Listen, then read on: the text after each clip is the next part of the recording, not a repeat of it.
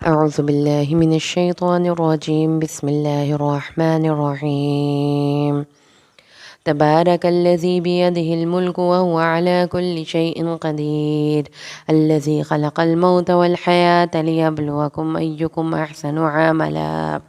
وهو العزيز الغفور، الذي خلق 7 سماوات طباقا، ما ترى في خلق الرحمن من تفاوت فارجع البصر هل ترى من فطور، ثم ارجع البصر كرتين ينقلب إليك البصر خاسئا وهو حسير، ولقد زينا السماء الدنيا بمصابيح وجعلناها رجوما للشياطين وأعتدنا لهم عذاب السعير، وللذين كفروا بربهم عذاب جهنم وبئس المصير. إذا ألقوا فيها سمعوا لها شهيقا وهي تفور تكاد تميز من الغيظ، كلما ألقي فيها فوج سألهم خزنتها ألم يأتكم نذير، قالوا بلى قد جاءنا نذير وكذبنا وقلنا ما نزل الله من شيء إن أنتم إلا في ضلال كبير. وقالوا لو كنا نسمع أو نعقل ما كنا في أصحاب السعير، فاعترفوا بذنبهم فسحقا لأصحاب السعير. إن الذين يخشون ربهم بالغيب لهم مغفرة وأجر كبير، وأسروا قولكم أو اجهروا به إنه عليم بذات الصدور، ألا يعلم من خلق وهو اللطيف الخبير. هو الذي جعل لكم الأرض ذلولا فامشوا في مناكبها وكلوا من رزقه وإليه النشور.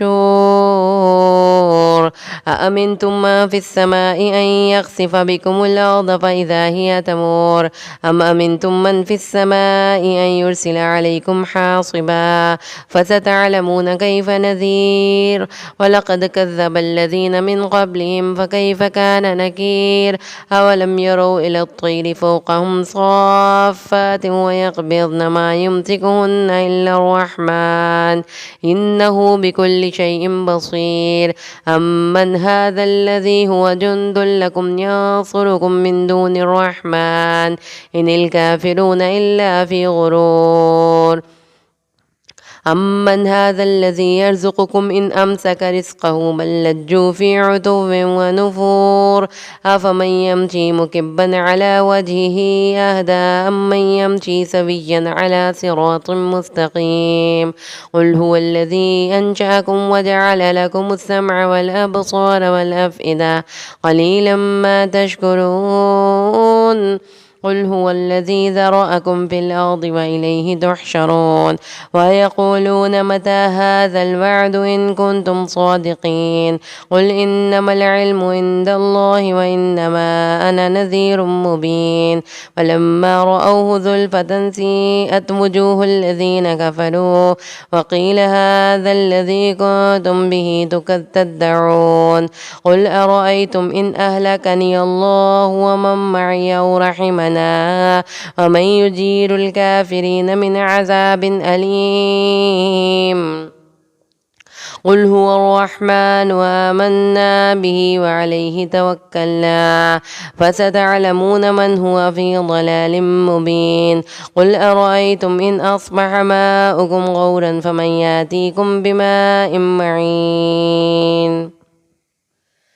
بسم الله الرحمن الرحيم. نون والقلم وما يسطرون ما أنت بنعمة ربك بمجنون وإن لك لأجرا غير ممنون وإنك لعلى خلق عظيم. فستبصر ويبصرون بأيكم المفتون. إن ربك هو أعلم بمن ضل عن سبيله وهو أعلم بالمهتدين. فلا تطع المكذبين ودوا لو تدهن فيدهنون ولا تطع كل حلاف مهين هماذ مشاء بنميم مناع للخير معتد أثيم عتل بعد ذلك زنيم أن كان ذا مال وبنين إذا تتلى عليه آياتنا قال أساطير الأولين سنسمه على الخرطوم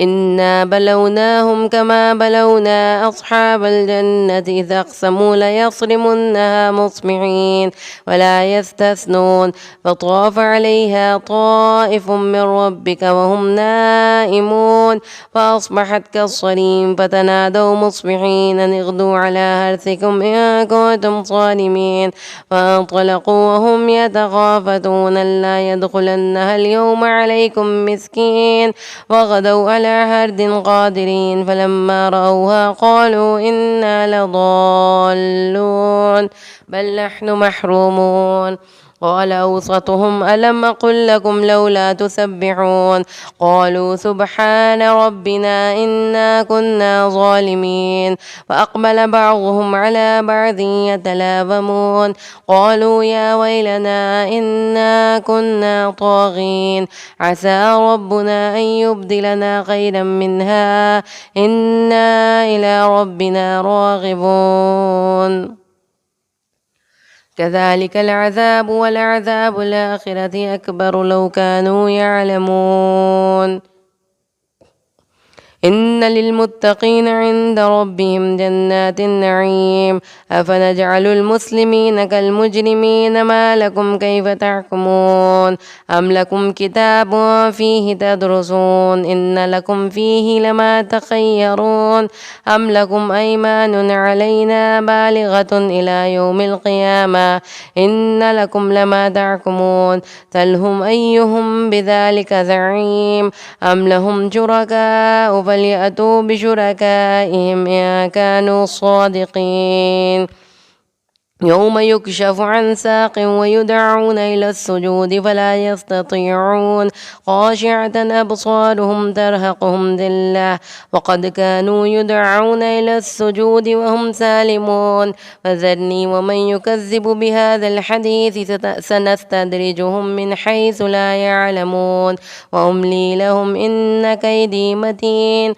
أم تسألهم أجرا فهم من مغرم مثقلون أم عندهم الغيب فهم يكتبون فاصبر لحكم ربك ولا تكن كصاحب الحوت إذ نادى وهو مكذوم لولا أن تداركه نعمة من ربه لنبذ بالعراء وهو مذموم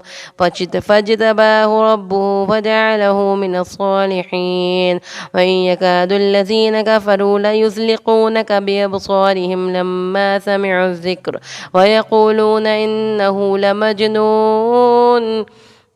وما هو إلا ذكر للعالمين بسم الله الرحمن الرحيم الحاقة ما الحاقة وما أدراك ما الحاقة كذبت ثمود وعاد بالقارعة فأما ثمود فأهلكوا بالطاغية وأما عاد فأهلكوا بريح صرصر عاتية سخرها عليهم 7 ليال و8 أيام حسوما فترى القوم فيها صرعى كأنهم أعجاز نخل خاوية فهل ترى لهم من باقية وجاء فرعون وما قبله والمؤتفكات بالخاطئة فعصوا رسول ربهم فأخذهم أخذة رابية إنا لما طغى الماء حملناكم في الجارية لنجعلها لكم والتذكرة وتعيها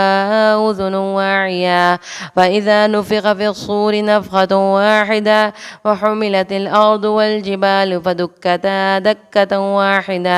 ويومئذ وقعت الواقعة وانشقت السماء فهي يومئذ واهية والملك على أرجائها ويحمل عرش ربك فوقهم يومئذ 8 يومئذ تعرضون لا تخفى منكم خافية وأما من أوتي كتابه بيمينه فيقول هاؤم اقرءوا كتابيه إني ظننت أني ملاق حسابيه وهو في عيشة راضية في في جنة عالية قطوفها دانية كلوا واشربوا هنيئا بما أسلفتم في الأيام الخالية وأما من أوتي كتابه بشماله فيقول يا ليتني لم أوت كتابيه ولم أدر ما حسابيه يا ليتها كانت القاضية ما أغنى عني ماليه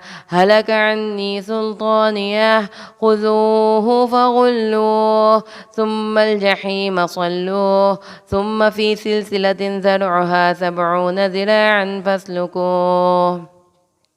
إنه كان لا يؤمن بالله العظيم ولا يحض على طعام المسكين فليس له اليوم هاهنا حميم ولا طعام إلا من غسلين لا يأكله إلا الغاطيون فلا أقسم بما تبصرون وما لا تبصرون إنه لقول رسول كريم وما هو بقول شاعر قليلا ما تؤمنون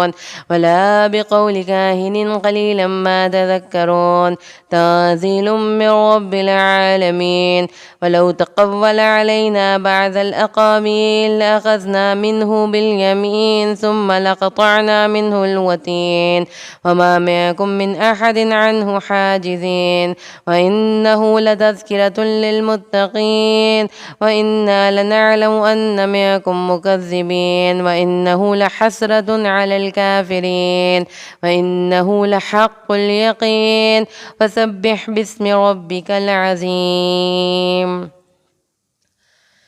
بسم الله الرحمن الرحيم سأل سائل بعذاب واقع للكافرين ليس له دافع من الله ذي المعارج تعرج الملائكة والروح إليه في يوم كان مقداره 50,000 سنة فاصبر صبرا جميلا إنهم يرونه بعيدا ونراه قريبا يوم تكون السماء كالمهل وتكون الجبال كالعهن ولا يسأل حميما يبصرونهم يود المجرم لو يفتدي من عذاب يومئذ ببنيه وصاحبته وأخيه وفصيلته التي تؤويه وما في الأرض جميعا ثم ينجيه كلا إنها لظى نزاعة للشوى تدعو من أدبر وتولى فجمع فأوعى إن الإنسان خلق هلوعا وإذا مسه الشر جزوعا وإذا مسه الخير منوعا إلا المصلين الذين هم على صلاتهم دائمون والذين في أموالهم حق معلوم للسائل والمحروم والذين يصدقون بيوم الدين والذين هم من عذاب ربهم مشفقون إن عذاب ربهم غير مأمون والذين هم لفروجهم حافظون إلا على أزواجهم أو ما ملكت أيمانهم فإنهم غير ملومين ومن ابتغى وراء ذلك فأولئك هم العادون والذين هم لأماناتهم وعهدهم راعون والذين هم بشهاداتهم قائمون والذين هم على صلاتهم يحافظون أولئك في جنات مكرمون وما للذين كفروا قبلك مهطعين عن اليمين وعن الشمال عزين أيطمع كل امرئ منهم أن يدخل جنة نعيم كلا إنا خلقناهم مما يعلمون فلا أقسم برب المشارق والمغارب إنا لقادرون على أن نبدل خيرا منهم وما نحن بمسبوقين وذرهم يخوضوا ويلعبوا حتى يلاقوا يومهم الذي يوعدون يوم يخرجون من الأجداث سراعا كأنهم إلى نصب يوفضون خاشعة أبصارهم ترهقهم ذلة ذلك اليوم الذي كانوا يوعدون بسم الله الرحمن الرحيم إنا أرسلنا نوحا إلى قومه أن أنذر قومك من قبل أن يأتيهم عذاب أليم. قال يا قوم إني لكم نذير مبين أن اعبدوا الله واتقوه وأطيعون ويغفر لكم من ذنوبكم ويؤخركم إلى أجل مسمى إن أجل الله إذا جاء لا يؤخر لو كنتم تعلمون. قال رب إني دعوت قومي ليلا ونهارا ولم يزدهم دعائي إلا فرارا فإني كلما دعوتهم لتغفر لهم جعلوا أصابعهم في آذانهم واستغشوا ثيابهم وأسروا واستكبروا استكبارا ثم إني دعوتهم جهارا ثم إني أعلنت لهم وأسررت لهم إسرارا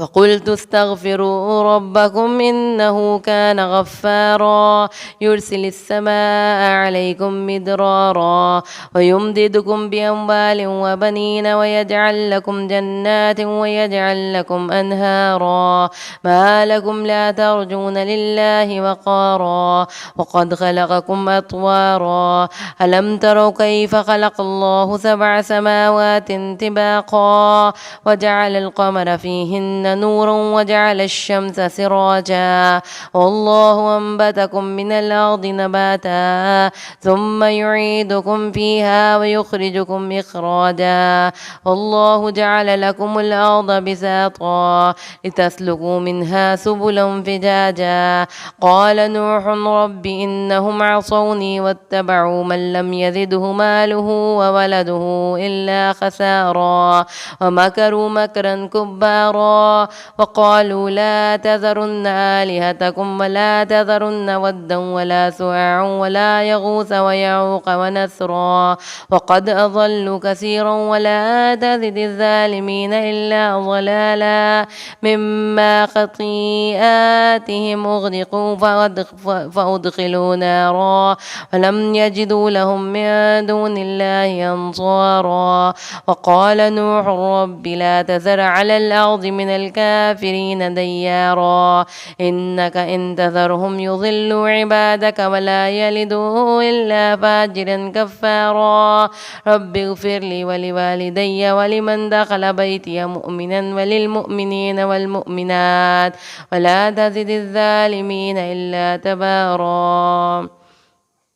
بسم الله الرحمن الرحيم. قل أوحي إلي أنه استمع نفر من الجن فقالوا إنا سمعنا قرآنا عجبا يهدي إلى الرشد فآمنا به ولن نشرك بربنا أحدا وأنه تعالى جد ربنا ما اتخذ صاحبة ولا ولدا وأنه كان يقول سفيهنا على الله شططا وأنا ظننا أن لن تقول الإنس والجن على الله كذبا وأنه كان رجال من الإنس يعوذون برجال من الجن فزادوهم رهقا وأنهم ظنوا كما ظننتم أن لن يبعث الله أحدا وأنا لمسنا السماء فوجدناها ملئت حرسا شديدا وشهبا وأنا كنا نقعد منها مقاعد للسمع فمن يستمع الآن يجد له شهابا رصدا وأنا لا ندري أشر نريد بما في الأرض أم أراد بهم ربهم رشدا وأنا منا الصالحون ومنا دون ذلك وكنا طرائق قددا وأنا ظننا أن لن نعجز الله في الأرض ولن نعجزه هربا وأنا لما سمعنا الهدى آمنا به ومن يؤمن بربه فلا يخاف بخسا ولا رهقا وأنا منا المسلمون ومنا القاسطون فمن أسلم فأولئك تحروا رشدا وأما القاسطون فكانوا لجهنم حطبا وأن لم استقاموا على الطريقة لأسقيناهم ماء غدقا لنفتنهم فيه ومن ومن يعرض عن ذكر ربه يسلكه عذابا صعدا وأن المساجد لله فلا تدعوا مع الله أحدا وأنه لما قام عبد الله يدعوه كادوا يكونون عليه لبدا قل إنما أدعو ربي ولا أشرك به أحدا قل إني لا أملك لكم ضرا ولا رشدا قل إني لن يجيرني من الله أحد ولن أجد من دونه ملتحدا إلا بلاغا من الله ورسالاته ومن يعص الله ورسوله فإن له نار جهنم خالدين فيها أبدا حتى إذا رأوا ما يوعدون فسيعلمون من أضعف ناصرا وأقل عددا قل إن أدري أقريب ما توعدون أم يجعل له ربي أمدا عالم الغيب فلا يظهر على غيبه أحدا إلا من ارتضى من رسول فإنه يسلك من بين يديه ومن خلفه رصدا ليعلم أن قد أبلغوا رسالات ربهم وأحاط بما لديهم وأحصى كل شيء عددا بسم الله الرحمن الرحيم يا أيها المزمل قم الليل إلا قليلا نصفه وانقص منه قليلا أو زد عليه ورتل القرآن ترتيلا إنا سنلقي عليك قولا ثقيلا إن ناشئة الليل هي أشد وطئا وأقوم قيلا إن لك في النهار سبحا طويلا واذكر اسم ربك وتبتل إليه تبتيلا رب المشرق والمغرب لا إله إلا هو فاتخذه وكيلا واصبر على ما يقولون واهجرهم هجرا جميلا وذرني والمكذبين أولي النعمة ومهلهم قليلا إن لدينا أنكالا وجحيما وطعاما ذا غصة وعذابا أليما يوم ترجف الأرض والجبال وكانت الجبال كثيبا مهيلا إنا أرسلنا إليكم رسولا شاهدا عليكم كما أرسلنا إلى فرعون رسولا فعصى فرعون الرسول فأخذناه أخذا وبيلا فكيف تتقون يا كفرتم يوما يجعل البلدان شيبا السماء منفطر به وكان وعده مفعولا إن هذه تذكرة فمن شاء اتخذ إلى ربه سبيلا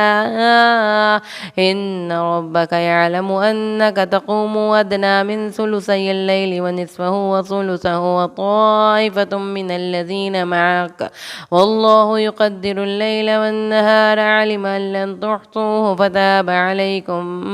فاقرأوا ما تيسر من القرآن علم أن سيكون منكم مرضى وآخرون يضربون في الأرض يبتغون من فضل الله وآخرون يقاتلون في سبيل الله واقرأوا ما تيسر منه وأقيموا الصلاة وآتوا الزكاة وأقرضوا الله قرضا حسنا وما تقدموا لأنفسكم من خير تجدوه عند الله هو خيرا وأعظم أجرا واستغفروا الله إن الله غفور رحيم بسم الله الرحمن الرحيم يا أيها المدثر قم فانذر وربك فكبر وثيابك فطهر والرجز فاهجر ولا تمنن تستكثر ولربك فاصبر فإذا نقر في الناقور فذلك يومئذ يوم عسير على الكافرين غير يسير ذرني ومن خلقت وحيدا وجعلت له مالا ممدودا وبنين شهودا ومهدت له تمهيدا ثم يطمع أن أزيد كلا إنه كان لآياتنا عنيدا سأرهقه صعودا إنه فكر وقدر فقتل كيف قدر ثم قتل كيف قدر ثم نظر ثم عبس وبصر ثم أدبر واستكبر وقال إن هذا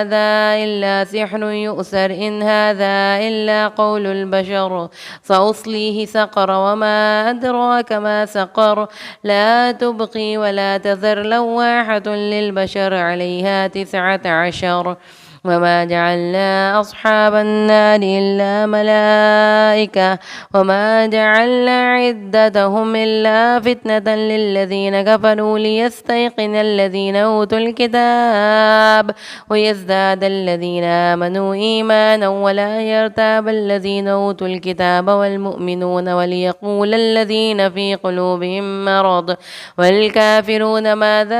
أراد الله بهذا مثلا كذلك يضل الله من يشاء ويهدي من يشاء وما يعلم جنود ربك إلا هو ما هي إلا ذكرى للبشر كلا والقمر والليل إذ أدبر والصبح إذا أسفر إنها لإحدى الكبر نذيرا للبشر لمن شاء منكم من يتقدم أو يتأخر كل نفس بما كسبت رهينة إلا أصحاب اليمين في جنات يتساءلون عن المجرمين ما سلككم في سقر قالوا لم نك من المصلين ولم نك نطعم المسكين وكنا نخوض مع الخائضين وكنا نكذب بيوم الدين حتى أتانا اليقين فما تنفعهم شفاعة الشافعين وما لهم عن التذكرة معرضين كأنهم حمر مستنفرة فرت من قسورة بل يريد كل امرئ منهم أن يؤتى صحفا منشرة كلا بل لا يخافون الآخرة كلا إنه تذكرة ومن شاء ذكره وما يذكرون إلا أن يشاء الله هو أهل التقوى وأهل المغفرة بسم الله الرحمن الرحيم لا أقسم بيوم القيامة ولا أقسم بالنفس اللوامة أيحسب الإنسان أن لن نجمع عظامه بلى قادرين على أن نسوي بنانه بل يريد الإنسان ليفجر أمامه يسأل أيان يوم القيامة فإذا برق البصر وخسف القمر وجمع الشمس والقمر ويقول الإنسان يومئذ أين المفر كلا لا وزر إلى ربك يومئذ المستقر ينبأ الإنسان يومئذ بما قدم وأخر بل الإنسان على نفسه بصيرا ولو ألقى معاذيرا لا تحرك به لسانك لتعجل به إن علينا جمعه وقرآنه فإذا قرأناه فاتبع قرآنه ثم إن علينا بيانا كلا بل تحبون العاجلة وتذرون الآخرة وجوه يومئذ ناظرة إلى ربها ناظرة ووجوه يومئذ باسرة تظن أن يفعل بها فاقرة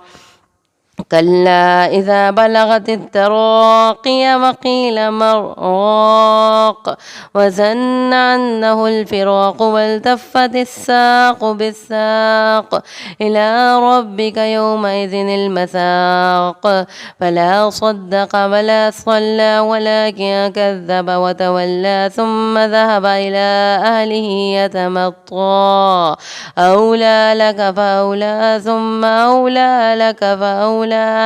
أيحسب الإنسان أن يترك سدى ألم يكن نطفة من مني يمنى ثم كان علقة فخلق فسوى فجعل منه الزوجين الذكر والأنثى أليس ذلك بقادر على أن يحيي الموتى بسم الله الرحمن الرحيم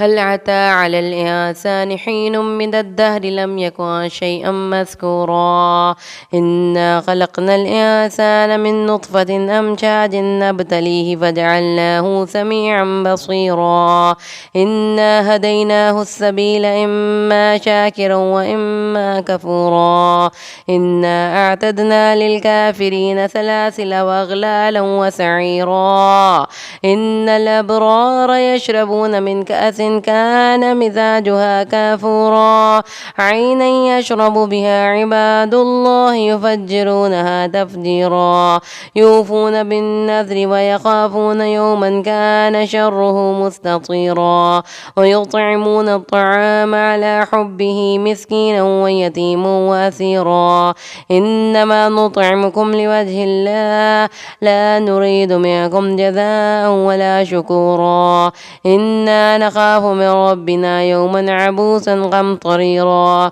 ووقاهم الله شر ذلك اليوم ولقاهم نظرة وسرورا وجزاهم بما صبروا جنة وحريرا متكين فيها على الأرائك لا يرون فيها شمسا ولا زمهريرا ودانية عليهم ظلالها وذللت قطوفها تذليلا ويطاف عليهم بآنية من فزة وأكواب كانت قواريرا من فزة قدروها تقديرا ويسقون فيها كأسا كان مزاجها زنجبيلا عينا فيها تسمى سلسبيلا ويطوف عليهم بلدان مخلدون وإذا رأيتهم حسبتهم لؤلؤا منثورا وإذا رأيت ثم رأيت نعيما وملكا كبيرا عاليهم ثياب سندس خضر واستبرق وحلوا أسابر من فزة وسقاهم ربهم شرابا طهورا إن هذا كان لكم جزاء وكان سعيكم مشكورا إنا نحن نزلنا عليك القرآن تنزيلا فاصبر لحكم ربك فلا تطع منهم آثما أو كفورا واذكر اسم ربك بكرة وأصيلا ومن الليل فاسجد له وسبحه ليلا طويلا إن هؤلاء يحبون العاجلة ويذرون وراءهم يوما ثقيلا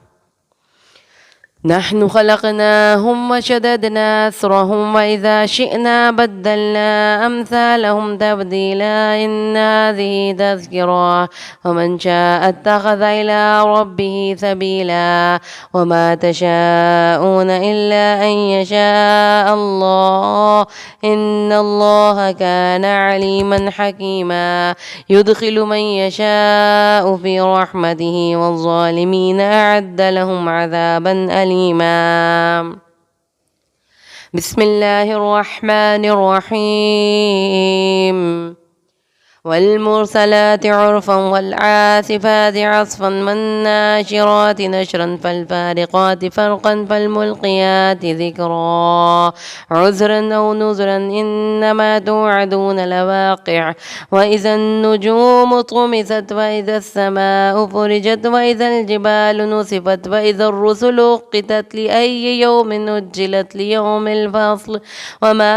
أدراك ما يوم الفصل ويل يومئذ للمكذبين ألم نهلك الأولين ثم نتبعهم الآخرين كذلك نفعل بالمجرمين ويل يومئذ للمكذبين ألم نخلقكم من ماء مهين وجعلناه في قرار مكين إلى قدر معلوم فقدرنا فنعم القادرون ويل يومئذ للمكذبين لم نجعل الأرض كفاتا أحياء وأمواتا وجعلنا فيها رواسي شامخات وأسقيناكم ماء فراطا ويل يومئذ للمكذبين انطلقوا إلى ما كنتم به تكذبون انطلقوا إلى ظل ذي 3 شعب لا ظليل ولا يغني من اللهب إنها ترمي بشرر كالقصر كأنه جمالات صفر ويل يومئذ للمكذبين للمكذبين هذا يوم لا ينطقون ولا يؤذن لهم فيعتذرون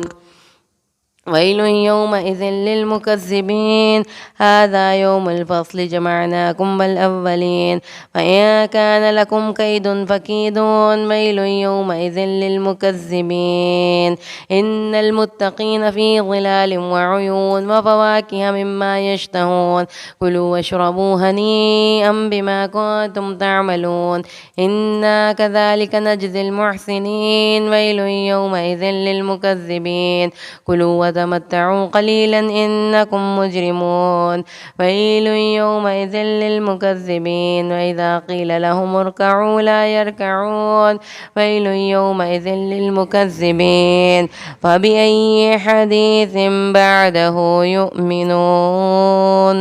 صدق الله العظيم.